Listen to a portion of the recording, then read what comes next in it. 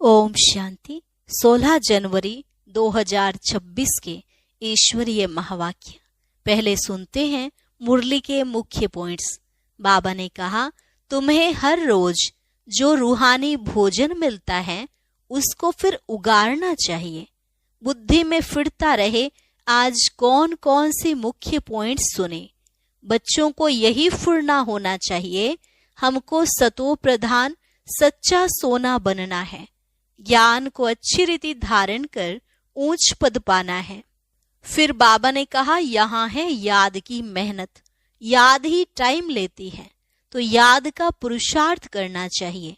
अंदर में अपने साथ बातें करनी होती हैं। बाबा, आप फिर से आकर मिले हो, आपने ही हमको बादशाही दी थी। मीठे बाबा, आप तो हमें बहुत अच्छा रास्ता बताते हो। आपकी श्रीमत पर हम जरूर चलेंगे।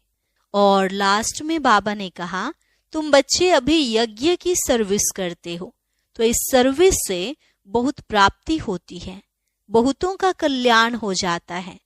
तुम्हारे पास कोई भी आए उसको तुम मना नहीं कर सकते। हर आत्मा का हक है अपने बाप से वर्षा लेने का। और अब सुनते हैं महावाक्यों को विस्तार से।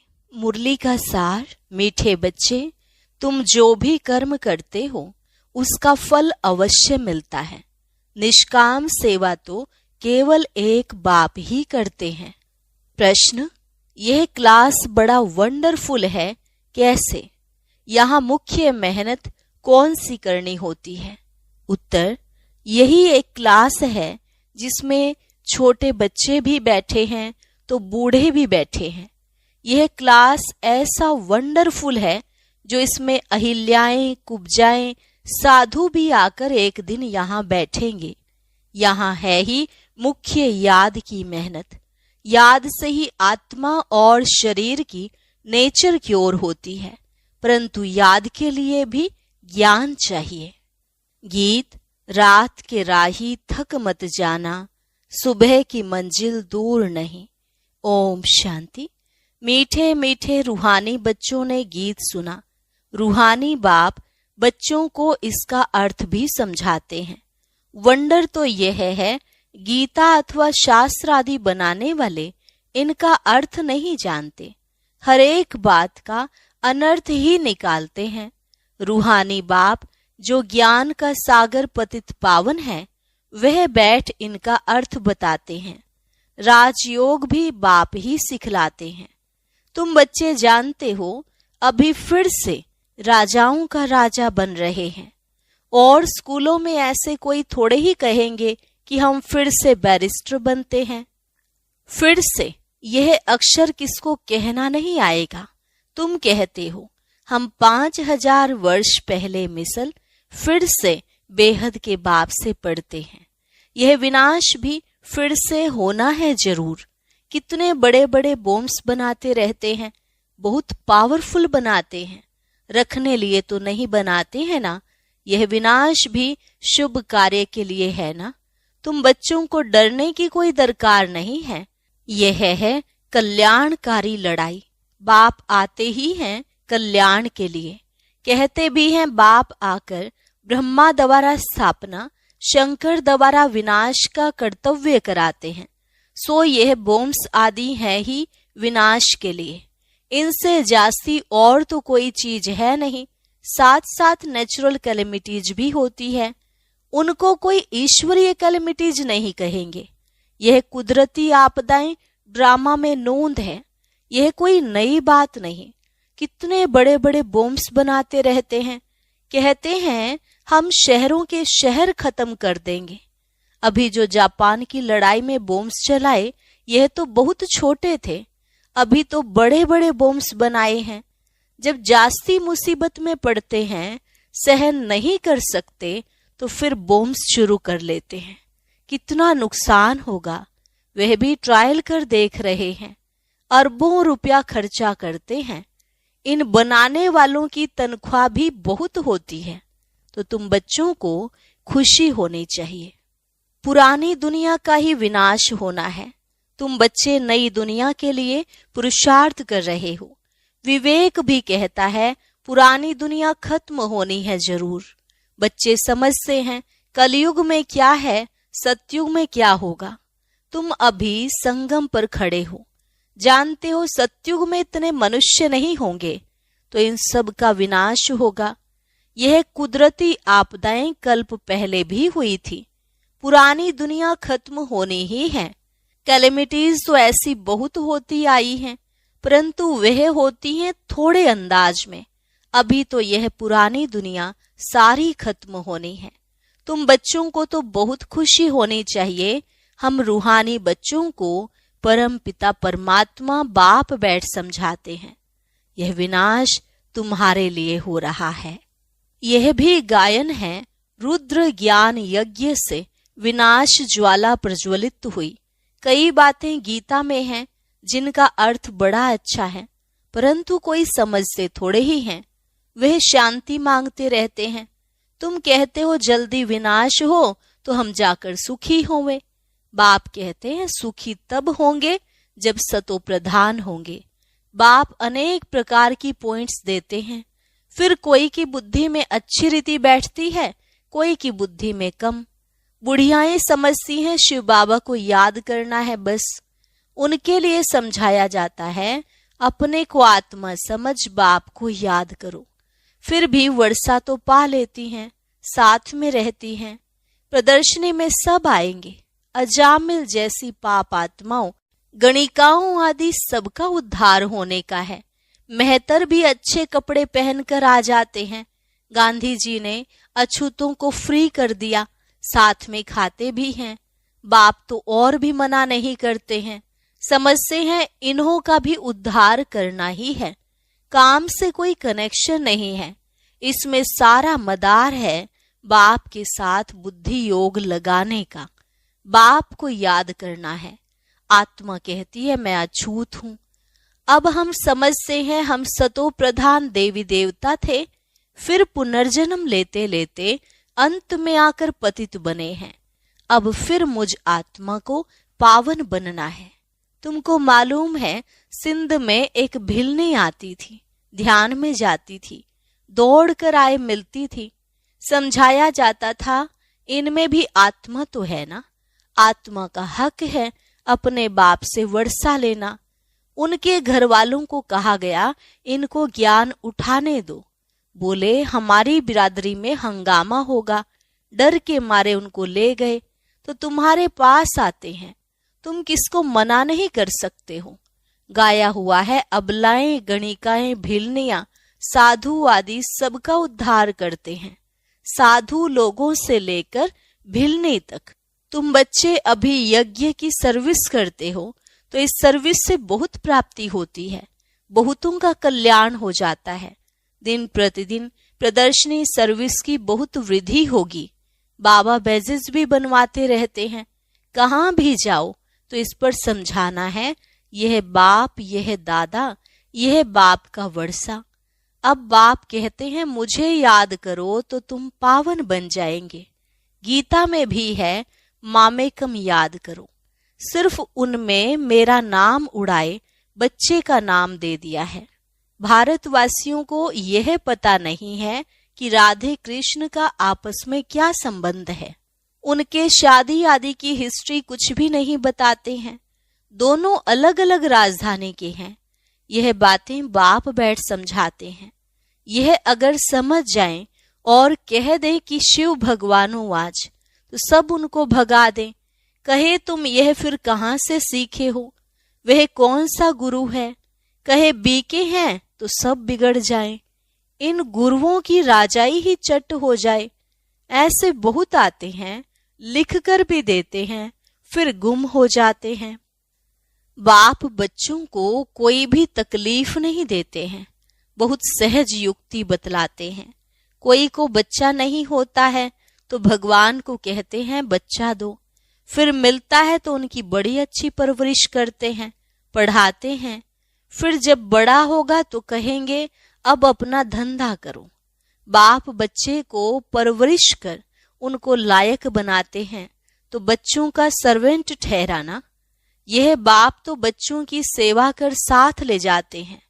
वो लौकिक बाप समझेगा बच्चा बड़ा हो अपने धंधे में लग जाए, फिर हम बूढ़े होंगे तो हमारी सेवा करेगा। यह बाप तो सेवा नहीं मांगते हैं, यह है ही निष्काम। लौकिक बाप समझते हैं जब तक जीता हूं तब तक बच्चों का फर्ज है हमारी संभाल करना, यह कामना रखते हैं। यह बाप तो कहते हैं मैं निष्काम सेवा करता हूं, हम राजाई नहीं करते हैं। मैं कितना निष्काम हूं, और जो कुछ भी करते हैं तो उसका फल उनको जरूर मिलता है। यह तो है सबका बाप। बाप कहते हैं मैं तुम बच्चों को स्वर्ग की राजाई देता हूं। तुम कितना ऊंच पद प्राप्त करते हो, मैं तो सिर्फ ब्रह्मांड का मालिक हूं, सो तो तुम भी हो, परंतु तुम राजाई लेते हो और गंवाते हो। हम राजाई नहीं लेते हैं न गंवाते हैं, हमारा ड्रामा में यह पार्ट है। तुम बच्चे सुख का वर्षा पाने का पुरुषार्थ करते हो, बाकी सब सिर्फ शांति मांगते हैं।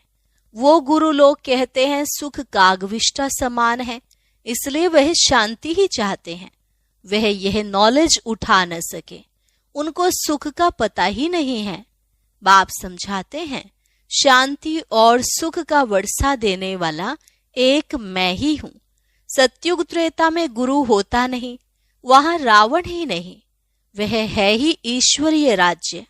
यह ड्रामा बना हुआ है, यह बातें और किसकी बुद्धि में बैठेंगी नहीं। तो बच्चों को अच्छी रीति धारण कर और ऊंच पद पाना है। अभी तुम हो संगम पर, जानते हो नई दुनिया की राजधानी स्थापन हो रही है, तो तुम हो ही संगम युग पर, बाकी सब हैं कलयुग में। वह तो कल्प की आयु ही लाखों वर्ष कह देते हैं, घोर अंधियारे में है ना। गाया भी हुआ है कुंभकर्ण की नींद में सोए पड़े हैं, विजय तो पांडवों की गाई हुई है। तुम हो ब्राह्मण, यज्ञ ब्राह्मण ही रचते हैं। यह तो है सबसे बड़ा बेहद का भारी ईश्वरीय रुद्र यज्ञ। वह हद के यज्ञ अनेक प्रकार के होते हैं, यह रुद्र यज्ञ एक ही बार होता है। सत्युग त्रेता में फिर कोई यज्ञ होता नहीं, क्योंकि वहां कोई आपदा आदि की बात नहीं। वह है सब हद के यज्ञ, यह है बेहद का। यह बेहद बाप का रचा हुआ यज्ञ है, जिसमें बेहद की आहुति पड़नी है। फिर आधा कल्प कोई यज्ञ नहीं होगा, वहां रावण राज्य ही नहीं। रावण राज्य शुरू होने से फिर यह सब शुरू होते हैं। बेहद का यज्ञ एक ही बार होता है, इनमें यह सारी पुरानी सृष्टि स्वाहा हो जाती है। यह है बेहद का रुद्र ज्ञान यज्ञ। इसमें मुख्य है ज्ञान और योग की बात। योग अर्थात याद। याद अक्षर बहुत मीठा है, योग अक्षर कॉमन हो गया है।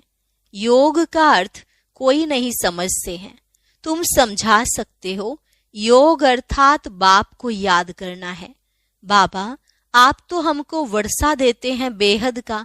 आत्मा बात करती है, बाबा आप फिर से आए हो, हम तो आपको भूल गए थे। आपने हमको बादशाही दी थी, अब फिर आकर मिले हो। आपकी श्रीमत पर हम जरूर चलेंगे। ऐसे ऐसे अंदर में अपने साथ बातें करनी होती हैं। बाबा आप तो हमें बहुत अच्छा रास्ता बताते हो, हम कल्प कल्प भूल जाते हैं। अभी बाप फिर अभूल बनाते हैं, इसलिए अब बाप को ही याद करना है।